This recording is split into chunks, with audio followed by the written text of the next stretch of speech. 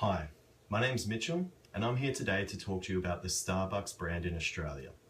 In particular, I'm going to discuss some of the critical factors which affected Starbucks' failure in Australia and also outline some recommendations which I would suggest if relaunching Starbucks into the Australian market in 2015. The first critical factor which contributed to the failure of Starbucks was their lack of local market understanding, and they showed this in two ways. Firstly, they failed to adjust their product offering and menus to meet the expectations and needs of Australian consumers who were expecting more espresso-based coffee.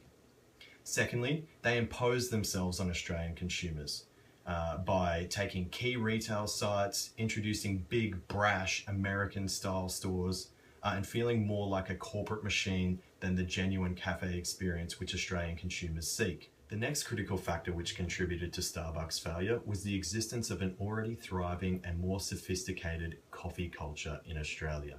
So while in the United States, Starbucks was well known for pioneering a European style of coffee culture and experience, in Australia, such a culture had already existed for many years and in fact was much more developed due to the waves of European immigration post-World War II. The final critical factor which contributed to Starbucks' failure was their product and service quality.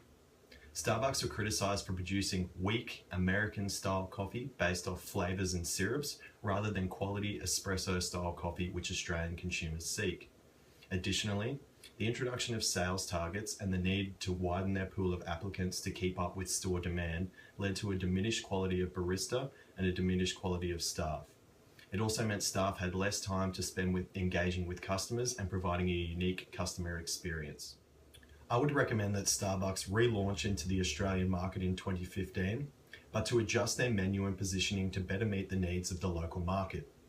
Starbucks could do this by introducing more espresso-style beverages and Australian cafe-styled food items to fulfill local consumer preferences and needs. Additionally, I would recommend that Starbucks adjust their positioning to present the brand as an American brand with Australian flavouring. Starbucks could do this by supplementing their existing products with more Australian targeted items and using an Australian undertone and colloquial in their advertising, similar to the successful strategy used by McDonald's Australia. Advantages of this strategy are that localized product and service offerings can provide global competitors a competitive advantage in local markets.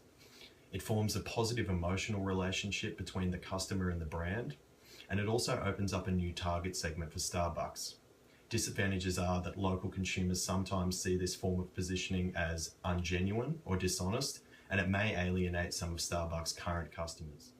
My second recommendation is to improve Starbucks' service experience by creating smaller, more intimate, more ambient service environments to meet the needs of local consumers, and to remove sales targets and narrow the pool of applicants to attract better quality staff.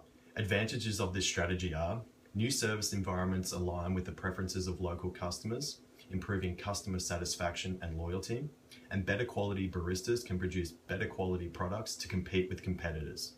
Finally, staff can spend more time engaging with customers and providing a better service experience.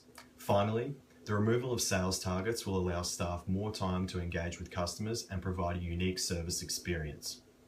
Disadvantages of this strategy include the potential to lose an element of differentiation when altering Starbucks' unique servicescape.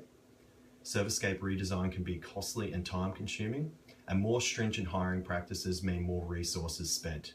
So that summarizes my video for today. Thank you for taking the time to watch.